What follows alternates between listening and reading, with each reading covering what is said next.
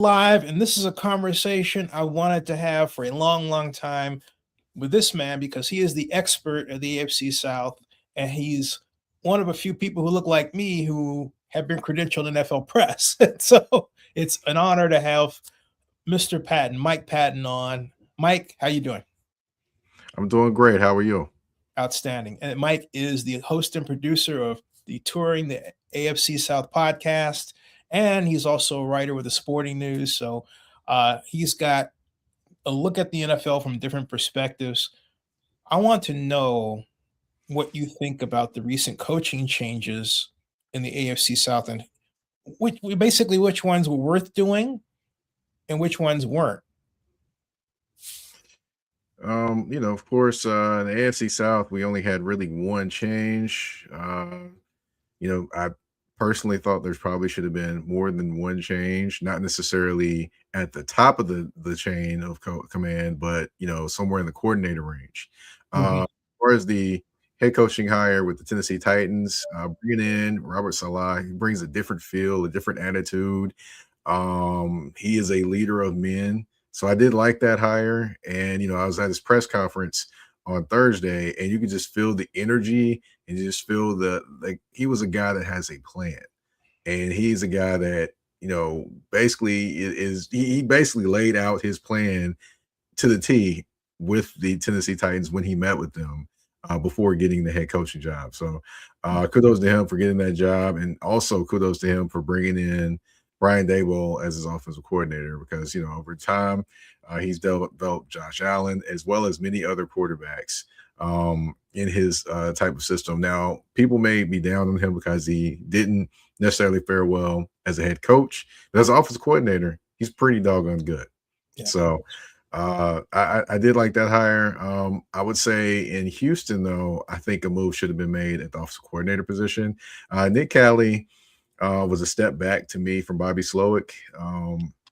And even though I would say CJ Stroud definitely looks like he's regressed over the last couple of years, it just didn't look like the offense gave him enough answers either. So in that aspect, I was just like, yeah, got some work to be done. And I think the first thing could have been to fire the offensive coordinator and bring another one in. Now I know to keep things steady and to try not to have so much change, you don't replace the offensive coordinator that quickly.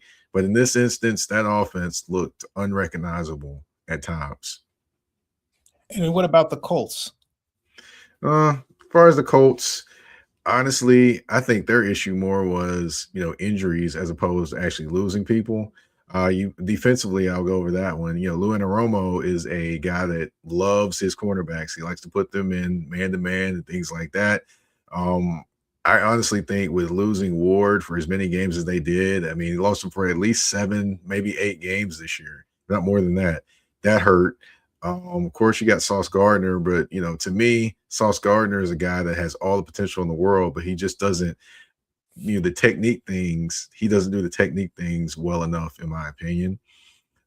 So with the combined of injuries and then the inconsistent pass rush, I get it with Lou Anaromo, and of course, they're going to have to address those things, especially at the defensive end position. So I didn't have any issue there. Offensively, didn't really have a ton of an issue there. The only issue I really had was bringing in Philip Rivers to think that he was going to solve everything. No, that wasn't the answer. The crazy thing about that is Philip Rivers' oldest child was actually older than the backup quarterback to him, Riley Leonard, which was insane to me. So, just to me, I didn't like the move of bringing in Philip Rivers. And then I also didn't like, I didn't like it for Lou Anaromo that he didn't quite have all the pieces that he needed. I did like the additions in the offseason on defense, but just didn't have all the pieces healthy that you needed. So, I don't have any complaints really there. Shane Steichen, I get it why he's still there. Now, when it comes to the GM, now, do I think he should still be there? I think many Colts fans believe he shouldn't be. Right. So, and just looking at some of the decisions that's been made, yeah, I could see why he should be gone. But just like in past seasons, they kept him on. So, Colts fans, you did not get what you wished for. And then one would say no, but the question is out there, and I believe they made one at least. But do the Jacksonville Jaguars need to make coaching changes? Um, I would say no. No, not necessarily. They are keeping Grant Udinski. He was actually up for the Cleveland Browns and Buffalo Bills head coaching job, and I think that's a great thing for him to stay there, as opposed to leaving because honestly, he didn't call any of the plays there, and it can work with coaches going somewhere and not calling the plays. But I'm a little hesitant about that. If you're jumping from being essentially a guy that did all the game plans to actually calling the plays and being the head coach at the same time. That's a lot to take on. We saw how that worked out with Brian Callahan here in Nashville with the Tennessee Titans. So I don't know if that would have been a good thing for him there. So I do like the hires that they made them, and the consistency there is good for not only this team, but it's good for Trevor Lawrence. It's also good for this defense, which was very, very opportunistic this season and one of the best run defenses in the Yeah, NFL. absolutely. Hey, coming back to the Titans, help me out with Mhm, something here. mhm, Ryan Dayball mhm. seems to me like he's more than just an offensive coordinator in the case of working with Coach Salah.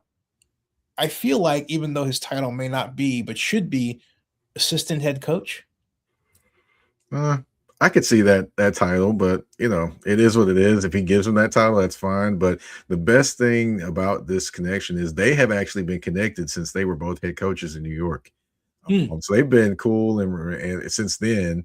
And from what I read, Mike Bergonzi, the general manager for the Tennessee Titans, did want to bring in Brian Daboll as the head, as not the head coach, but as the offensive coordinator. And Robert Salah was on the same page as he was because that was the first guy he thought about. So it kind of matched up when they met with each other and they both mentioned Brian Daboll, and boom, boom, those things went together. Also, in the press conference, it was mentioned about a succession plan because, of course, if the Titans are successful this season, Brian Daboll will more than likely get a head coaching job next offseason. So, so it was mentioned about a succession plan. They didn't really go into depth in any of that stuff, but I'm pretty sure they have talked about a succession plan when it comes to Brian Daboll, if they are successful next season. And and by the way, another thing, just I didn't mention that I love about Robert Salah being the head coach here in Nashville is that now he's going to see Liam Cohen 2 times a year. For those who don't remember, in I San Francisco and in Jacksonville, he kind of talked about, I guess he was talking about him stealing signs or something. I can't remember exactly what happened, Robert Salah said, but at the end of the game, he's going, they're going out there shaking hands like they usually do or whatever. Liam Cohen tells him to keep his name out of his mouth. But he does the hold me back thing. Like, how you hit the hold me back thing where you're really not, yeah, asking some, but you're really not really trying to fight to get to somebody. right, And right. and Robert Salah said Hold he'd me back. Hold me basically back. he said he would yep, exactly. And Robert Salah said he would kill him. I was like, wow, I'm waiting for those matchups. I am very intrigued to see what happens when those two face each other this year. Not only Uh, once, but twice. do you think that where there's smoke, there's fire in the case of this accusation?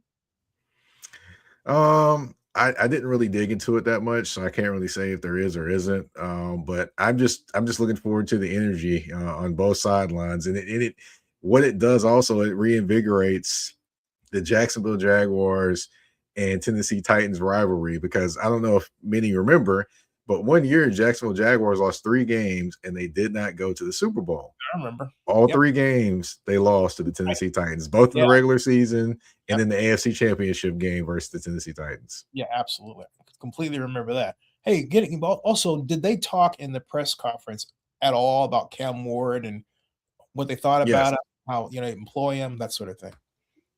They talked more about, Robert Saleh talked about how special a player he is and how his desire to be great at football and things like that. And he absolutely loves that. Now, he did, I don't think he went into depth of talking about how he, like really, really depth and talking about how Dayball wanted to kind of, guide and direct and lead and try to build up Cam Ward. But I will say there is a plan in place. I can't remember all those things that were said at the press conference, unfortunately, but there is definitely a plan in place. Robert Saleh loves Cam Ward. He loves the work ethic and things like that because he wants to be great, and that's what he loves about Cam Ward the most. And I'm excited to see what this coaching staff is able to do with Cam Ward. Now, I will say I'm excited, but I am also, keeping things level headed in terms of watching this team and covering this team. See, my issue with Robert Salah, I love the hire, but Mm-hmm. I was disappointed over the entire matter between the New York Jets and Aaron Rodgers, and Mm-hmm. believe that they left too much of the offensive design and execution up to Aaron. Mm-hmm. Um, and look, he was making some very specific observations and changes. For example, there was one play where I believe it called for, we know what we used to call a cut block, which is Mm-hmm. illegal. And so it should have been taken out. But if you don't do it, you don't get the lineman to sit down so Mm-hmm. that you can actually throw that. Some people call it a channel pass, some people call it a bubble screen. You know what I mean? Just getting the Mm-hmm. sit down. And I thought, wow, shouldn't the offensive coordinator be thinking about that? And Mm-hmm. case of, yeah, Aaron Rodgers is a powerful personality. I get that. But uh, the offensive coordinator, as I see the offensive coordinator, sets the table with the plays, and then there's the Mm-hmm. execution. But Aaron Rodgers seemed like he was able to be both and almost crowd him out.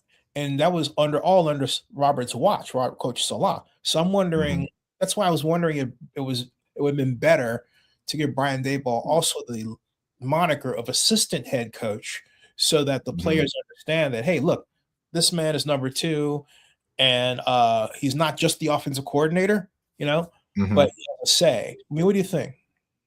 Well, I get what you're saying there in terms of giving him that additional title. One thing I'll definitely say, New York. Originally I had a little bit confused myself. I thought the more the general manager and president were kind of pulling for these people and for these things to happen. Well, when honest, in all honesty, it was Robert Salah that kind of started the meetings, went out to California, met with them, brought in Nathaniel Hackett, Mhm. because that's what Aaron Rodgers wanted, and then the subsequent moves with Alan Lazard and Randall Cobb, and then Devontae Adams. At that point, it seemed like the front office had kind of swung to, hey, we're going to do these things for Aaron, and Robert's just going to deal with it. That's what it feels like to me. I could be completely utterly wrong, but that's just what it felt like to me. And that's where I think a little bit more of the control of the team kind of lost a little bit there because those two kind of just mixed like oil and water after the first year. Talking to a few people that I know that covered the Jets, it kind of got that feeling that it was a little bit of oil and water. But I will say, when he did get fired, there's a lot of people on the defensive side of the ball that were actually saying things they could have done better to have him keep his job. And you really didn't hear any players bad mouthing Robert Salah. They actually really, really loved playing for Oh no, and the defensive output shows it. They were him. never lower than, I Mhm, believe, seventh in the NFL in terms of top defense. And in a number of occasions, I think his first year they were third in 2024. They were third on mhm, the 2023, the third, yeah. And they were the rock. The trouble was on the other side of the ball, and then of mhm, course special teams. But then also, what got me about that entire affair is Nathaniel Hackett had mhm, already went, completely in with Denver. mhm, And I remember when he first announced they're going to hire him in Denver, and he made this video where he was describing a seven-step drop pass. mhm, And my first thought was, now Hackett worked for Holmgren and Bill Walsh, okay, and his dad mhm, Paul Hackett worked for Bill Walsh, right? And I thought, doesn't this man know by now that we don't do seven steps, we do five steps? And he was designing something that, from a standpoint of super fast defense, could be snuffed out like that. So I made a video about it. And so then I'm Mhm, turning around thinking, no, you actually you actually hired this guy. So all this is going through my mind, and I'm thinking, Robert, why? mhm. So, but No, then what you're saying to me, that was sort of forced on him. no, that hire, no, that hire was Robert Salah. The Okay. terms of the head coach, in terms of Nathaniel Hackett, I think he did that because that's what Aaron wanted. Oh, that's why you said that. Um, Right. I apologize. but I would say the other players in terms of he brought in Alan Lazard and Randall Cobb, because I'm pretty sure he had a list of things he wanted. Whether that's confirmed or not, I don't know. And then also, the bringing in of Devontae Adams as well. I think those were more Uh, front office decisions as opposed to Aaron Rodgers or Robert Salah decisions, or more front office decisions for Aaron Rodgers than for Robert Salah. yeah, I So that remember. that was just my thinking. I think you're absolutely right, because at the fall 2024 NFL owners meeting, I made actually a 7 hour long video, never nonstop, from Hmm. entry to leaving. And Woody Johnson was giving a press conference. He was actually talking, he was alluding to basically having picked out Devontae Adams at the time, you know? And Hmm. I just was holding my camera, I was wrapped, like, whoa. And I meant to take that, and I still will do that. I'll take that segment out and break it out. It was, it was something to see the degree of control this man has over his team that maybe could be causing some of the problems that they're facing. But that's another story for another time. Back to conversation about the Titans. I love what Robert does on defense. I think he's outstanding coach. I want to see him do well. I think what I was coming from is, wow, Yeah. but this time, it's from what you're saying, you believe really look at somebody that could be a playoff team. And here's why I asked that, because we have this microwave Michael Burner thing in the league now, where Liam Hmm. Cohen takes the Jacksonville Jaguars to the playoffs, and a few steps from the Super Bowl his first year. We got Ben Johnson doing the same thing in Chicago Bears. We've got Mike Vrabel, never had less Hmm. than a 10-win season, finally getting to the Super Bowl, but he did it on his first hire as a New England Patriots coach. I mean, it's like, and I swear, I thought the reason why you have all of these coaches getting fired is because these guys were super successful, and everyone was thinking, hey, wait a minute, how come my guy can't do that? Am I wrong? No, you're not wrong. In this society, that's what we have. In football, you don't have time to waste. You have quarterbacks and rookie deals. You have money to spend, like a la the Titans. They have about 100 million, if not more. Depends upon, give or take a couple cuts this offseason. They may have over 100 million and then some in terms of free agency money to spend. So all those different things and all those different pieces uh, definitely puts a lot of pressure on a coach to produce now rather than later. The only exception to that I've seen happen is a particular gentleman that coaches the Cincinnati Bengals. He's still Mhm. there. That would Yep. be Zach Of Taylor. course. Yeah. Yeah. So also, we're talking about the the situation where Colts did well with Daniel Jones. So now Mhm. Daniel Jones is coming back, you think? I don't know. That's an interesting situation. Hmm. You would think that he would be back even through the Achilles tear, but also there are some other options out there too. You look out there, you got a Malik Willis that's out there potentially. He's made himself look very, very attractive to some teams. One of those teams could be the Colts. You have a Mac Jones that has made himself a little bit more attractive to some teams as well. So you have some other people out there. You also, I'm just going to throw his name out there, not saying that he's a great, outstanding quarterback, but you have Kirk Cousins as well. That's more than likely going to be released by Hmm. the Atlanta Falcons. So You think that if that's the case, what's with that? even with Kevin Stefanski in the There's house? that. There's potential of that. There's potential that he can be released just Hmm. because of his high cap number and things like that. And they're a team that doesn't have any first round picks this year. Nope. No. Might be some movement there. I'm not, I would say I wouldn't guarantee it, but there's probability he could be released this offseason. Be quite interesting. So when you look at the AFC South this year, your predictions versus the outcome, how did your predictions for the year differ from what actually happened? Well, actually, I predicted that the Houston Texans would finish first and Jacksonville would finish second. Hmm. I had flip flopped. Yep. So I did have Indianapolis finished in third. It didn't quite pan out the way I thought it would for them to finish third, but they ended up finishing third, and then the Titans in fourth place. So it kind of panned out the way I had it, except for just a flip flop of first and the second pieces. I did have a breakout season for Jeffrey Simmons. I was probably one of the only people that predicted he would have over 10 sacks this year, Nice. and he did. So I, of course, fell short on like a few other things, like Jaden Higgins. I thought he would be a little bit more effective as the number 2 guy for the Houston Texans. He wasn't. And a few other things as well. Jonathan Taylor. I'm not sure if I met that one on his, but I have to check that one and see. But I expected a huge year from him as well Yeah. because he would be the focal point of that offense, even with Daniel Jones having the year that he had and Mhm. playing spectacularly when he was healthy. So yeah, so a lot of the predictions I did have were on point, and some were misses. But hey, that's part of the game. You can't get all of them right.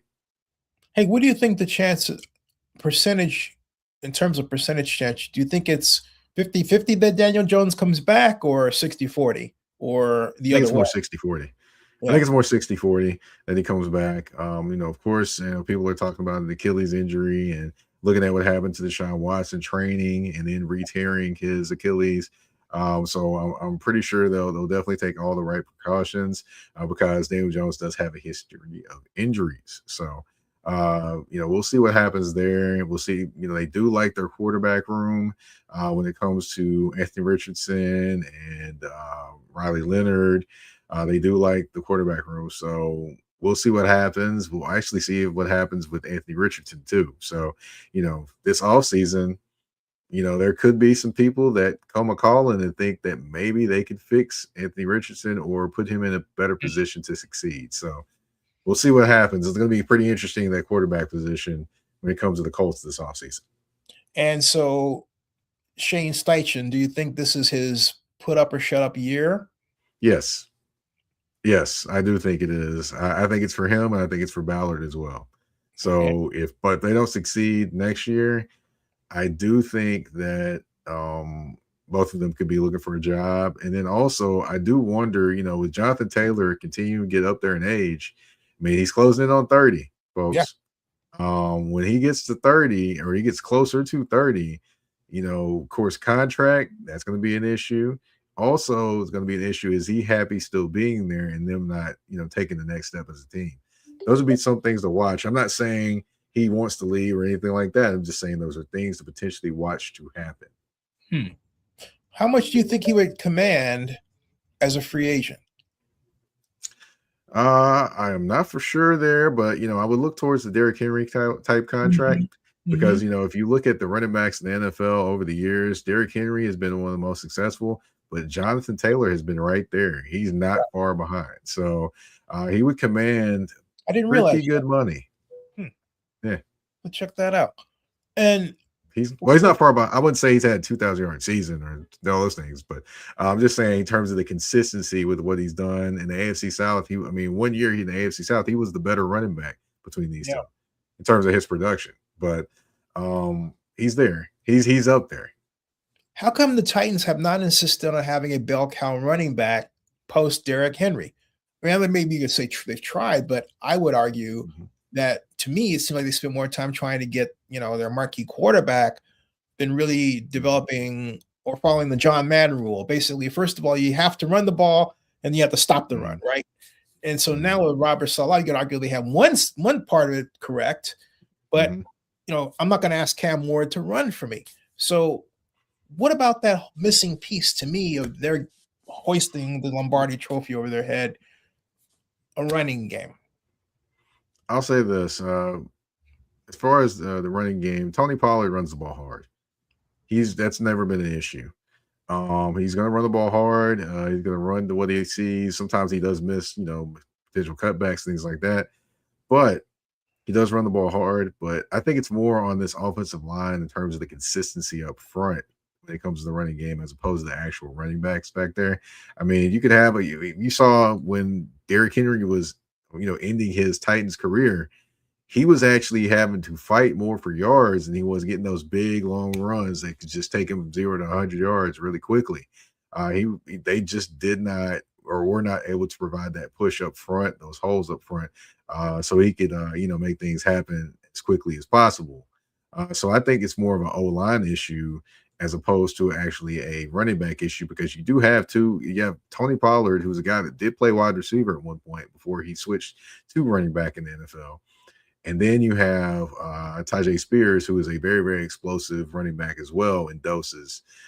So to me, bell cow running back, yeah, I definitely get it. But I think it's more about who's blocking up front and who's consistently making things happen blocking up front for the Tennessee Titans. Or how about also who's drawing up the plays? Because when I think about situations like Mhm. Derrick Henry with the Titans, I was always yelling at the screen, put on a counter play, counteraction, go right. And I don't know, Mike, what do you say about that? Right?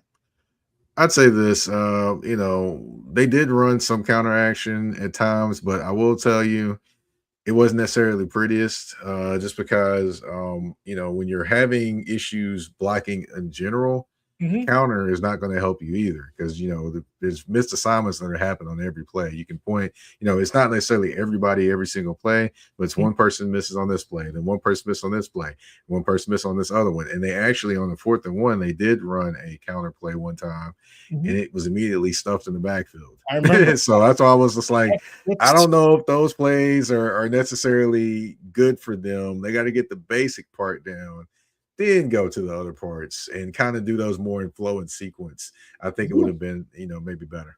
you, my friend, have touched on my major pet peeve schematic issue in the NFL. Well, one of them. And that is that today the counter is done when the back is 7 yards behind the line of scrimmage. And Hmm. I have a rule.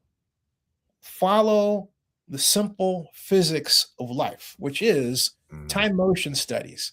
So, hey, look, if I want to stop a super fast demon defender from getting to me, I don't hold on to the ball a long time, and I don't draw up plays where my guys are holding on the ball a long time and running around doing these different things in the backfield. The old plays from what we used to call the Brown formation, where the fullback was 4 Hmm. yards behind the quarterback, and the halfback was, in the next case, on the opposite side of the tight end. You know, a full block or a counter trap from that is very effective because it's closer to the line of scrimmage. But when they're back that far, oh yeah, I mean it drives me nuts, Mike. I'm like, no, no, no, I can't get I'll right. you I'll know, I'll say this. In regards to that, I mean, a lot of the counter plays, that's just simply the way they're drawn up these days. But to me, if you're going to hit something quick with a quick fast defense, you run it right at them. You don't even do counters to yeah, me. You don't yeah, even do the counters. You just hand it off to them and say, "Here, this is where yeah. we're going to go. You're going to meet us in this hole, or you're not going to meet us in this hole." That to me is more smash mouth than a counter. A counter to me is something you kind of throw in there after you've been hitting them and hitting them and hitting them. Then at that point, they're trying to guess it, and then you got them off balance at that point. So to me, the 4th and 1 play where they ran the counter, I would Mhm. have never ran that, because I'm like, okay, you're not really fooling anybody.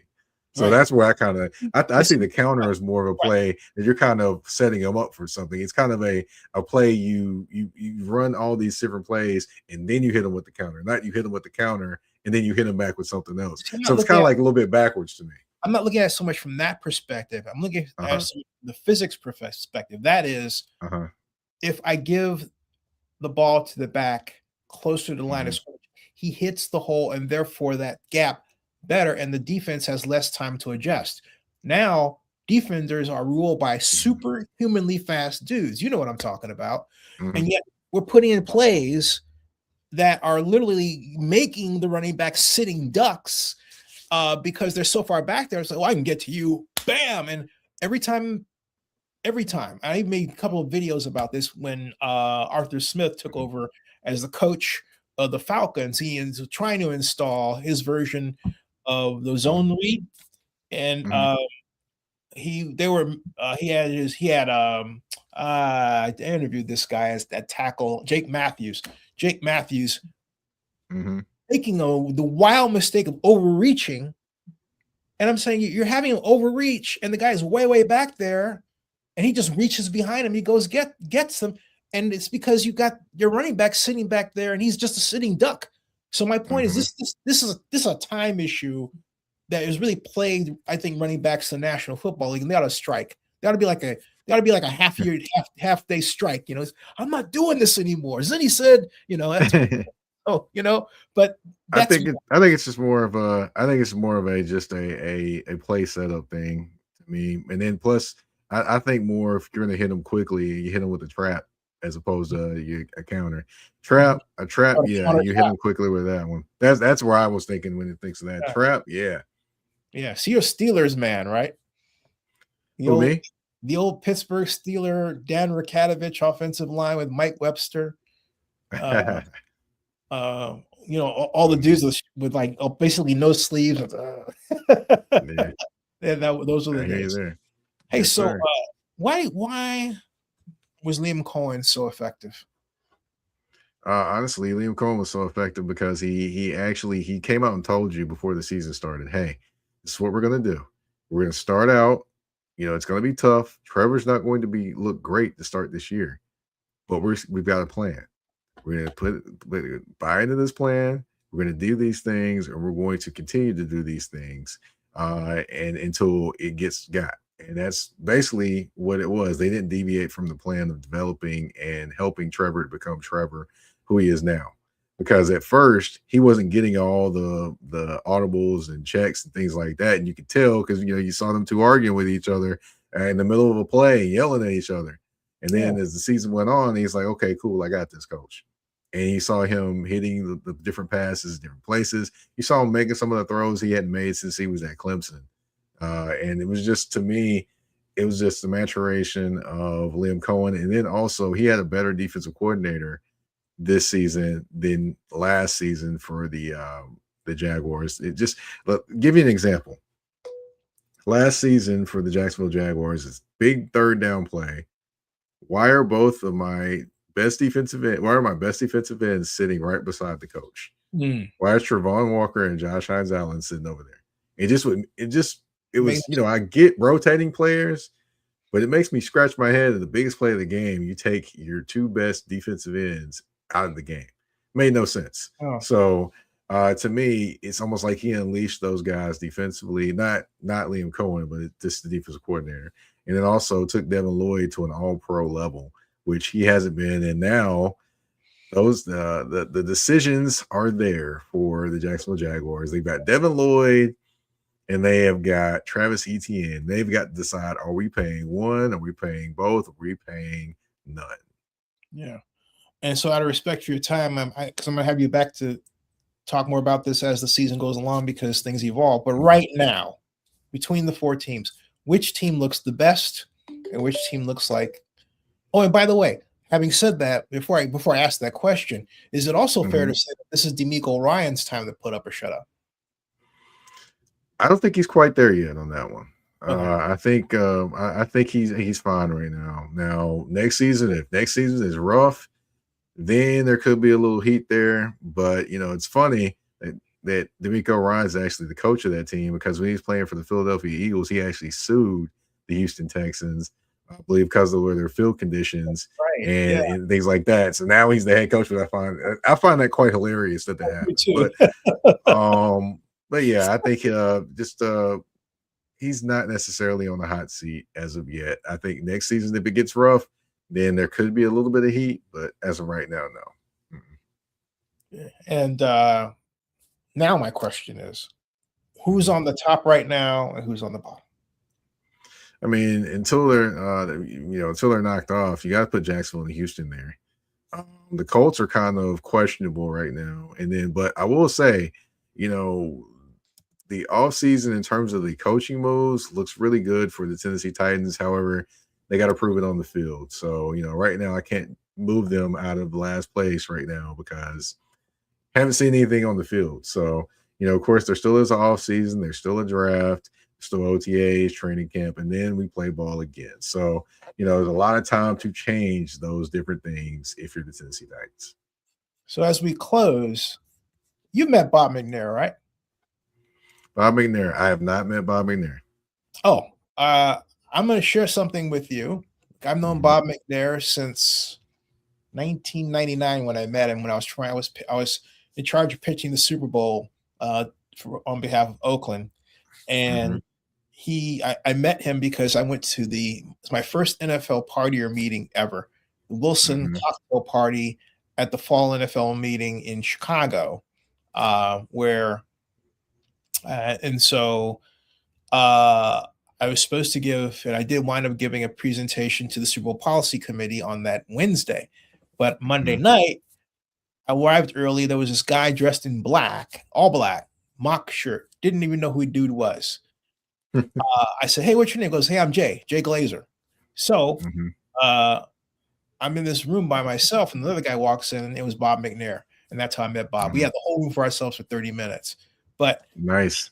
I say all that because I'm going to close with a bit of nostalgia here, and that is this is the first YouTube video ever created on site at the NFL draft, and it was made by me, and it features Bob McNair, the Texans owner, talking about his budget for the draft and that controversial decision where he went to with Mario Williams instead of Reggie Bush. So here is history. And let me make sure that I'm going to have to change the echo of the setting, because if I don't, we can't hear it, which won't help much. Okay. So, all right. So here we go. There's that. And here is Mr. McNair. Yes, we need another running back. We need another running back. And Reggie Bush is running. And he also is a good receiver. The LSU kid, he could be there.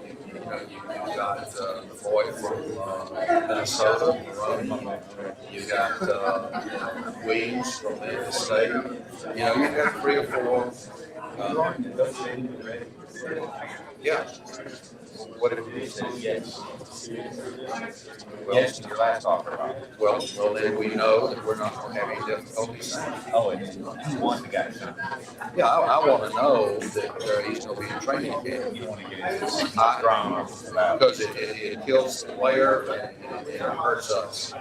And it's just a bad situation all around. So, to the extent we can, we'd like to have agreement before we make that big, so that we know that we don't have a problem. Why are you in Charlie's going to be in the year? We're going to sit down in May. And that's what he's got another year to go on his contract. We'll sit down in May and discuss this situation there. And until then, we're just focusing on the Raiders. But seemingly, it wasn't going to be here. He wants to no, I missed it. He's doing a good job. He's doing a good job.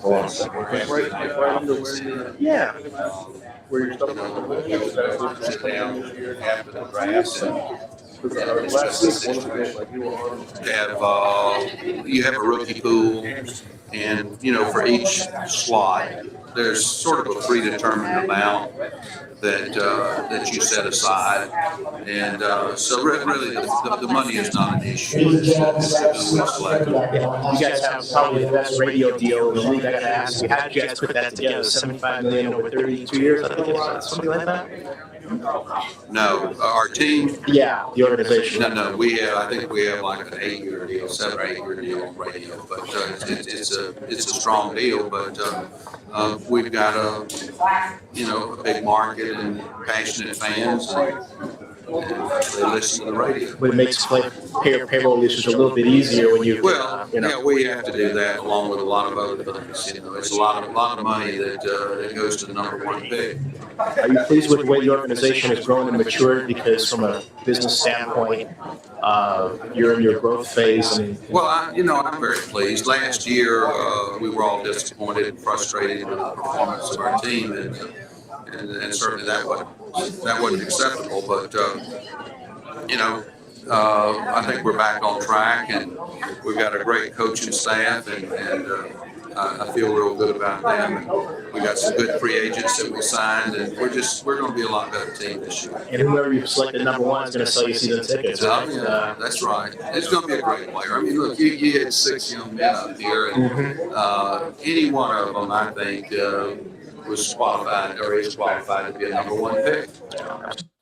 And that, folks, is the first video ever done on YouTube on site at the NFL draft, right there.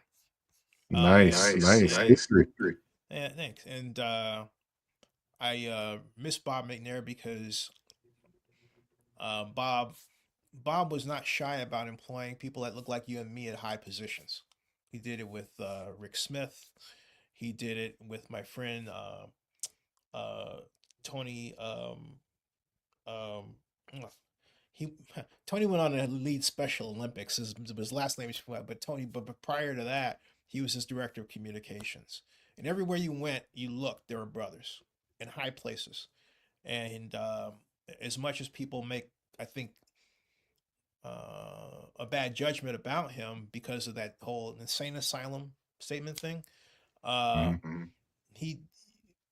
know for a fact he wished he had been able to just alter time and not say that, because he doesn't think that way. So I'm blessed to have known him. He was a great man, a very kind man. I remember I introduced him to Jerry Brown, who was my boss at the time in Oakland, and we were in the circle. And Jerry is like, well, so I heard, because what happened was he didn't quite know what to say, but what Bob had done was he was in a cogeneration business. He sold his cogeneration plants for $1.4 billion, and that is how he wound up establishing Texans franchise.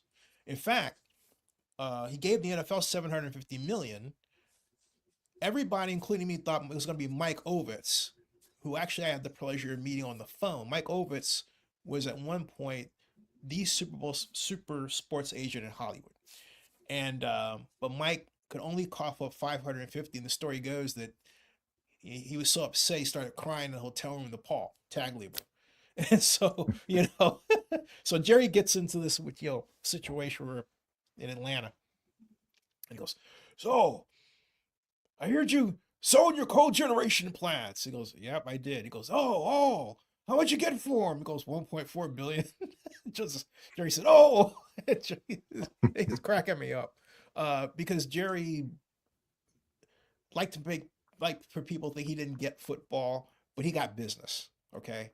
And I think there were a lot of mistakes that were made that should be how Oakland lost sports. And there's a whole episodes like that. But Bob McNair was just a saint through the entire moment there. And he's never, ever once refused to interview from me, ever. Didn't matter what it was, especially about Oakland, because we were in some contentious moments there. Not he and I, but I'm talking about, Raider fans being upset and all that, and some shenanigans that we felt the league was doing, and they were. But Bob was always a class guy, always a class act. Now, I haven't met his son yet. I hear Cal is nice. I haven't had the opportunity. I have been to Houston, Texas Stadium though. Oh yeah, it's nice. Yeah, I was there for the 2004 Super Bowl, pitting the New England Patriots against the Jacksonville Jaguars. You remember that one, right? And when Jake Delhomme was the quarterback. You mean the Carolina Panthers? Come on, shoot me! Don't shoot me! Don't put me out the pasture just yet. Yeah, Carolina Panthers. Yeah, but I got the quarterback right. Jake Delhomme. Yeah. But we were on Rachel and I were on the 20 yard line, north part of the stadium. That that's what impressed me off that stadium, Mike, is the corridor width. It just was. I mean, for that day, I'm sure there are others that are even wider. But I thought, wow, this is nice. This is going to be a nice Super Bowl stadium someday, and apparently it was. What's the best stadium you've been to, by the way? Well, I've only been to a few. Same I've here. been to the Minneapolis stadium. I was there I've for the always Super wanted Bowl to when go. the Eagles were playing Patriots. Yeah. So I went to that one. I've been to the Falcons Stadium. Yeah, that's nice. I've been to Titan Stadium, which I will say this: the Titans probably have the best view for media at any stadium. You're not way up top. Yeah. You're literally at you have the lower bowl, Mm-hmm. and then you have the mid bowl, and then you have the top level. Yeah. Yeah. When you go to the lower bowl, then there's the media section right there at that level, and then there's the second level, and then there's so you're closer to the field. You can see things a lot better at the vantage point. But the new stadium, that's going away. Wow. How's it going to be in the new stadium? It's I believe it's going to be in a corner. It's going to be similar to what Houston, Texas Mm-hmm. is in the corner of the stadium and kind of spreads out from there. Uh-huh. Yeah, it's going to be that way. Mhm. That's wild. That's wild. Folks, thank you, Mike. We'll come back to you. Hey, Mike, don't move a muscle, everybody. Monday at 1:30 Pacific, 4:30 Eastern, we'll have Lee Steinberg on to talk about the Lee Steinberg 39th Super Bowl party to be held a week from today in San Francisco from 12:30 to 5 o'clock at 155 9th Street between Howard and Mission in San Francisco. All right. So, Mike, thank you so much, man. Stick around. Yes, sir. Hey, how was that? That was smooth.